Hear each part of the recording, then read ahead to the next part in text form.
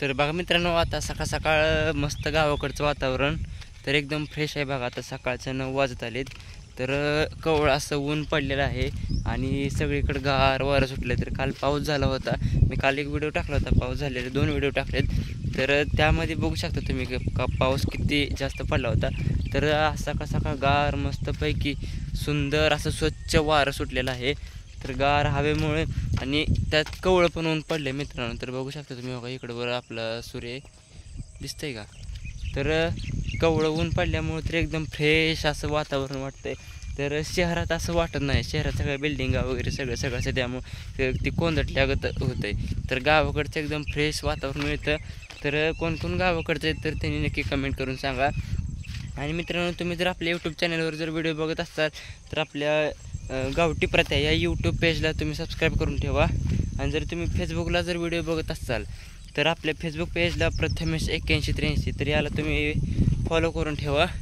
आणि मित्रांनो, कसं माहिती आहे का, तर काल मी व्हिडिओ टाकला होता तर त्यामध्ये काल एवढा पाऊस पडला होता ना, तर जवळजवळ कंटिन्यू एक अर्धा ते पाऊण तास असा पाऊस चालू होता. त्यामुळं आता एवढं गार वारं सुटलं आहे ना.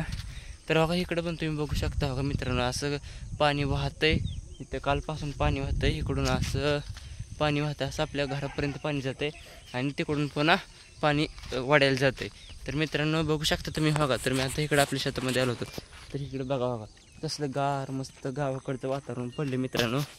तर तुम्ही कुठंसुद्धा म्हणजे असं थोडंसुद्धा व्हिडिओ स्किप करू नका, तर व्हिडिओ कंटिन्यू बघत राहावा. जर तुम्हाला व्हिडिओ आवडले तर लाईक कॉमेंट करत जावा आणि आपल्या पेजला सबस्क्राईबर करून ठेवा आणि फॉलो पण करून ठेवा.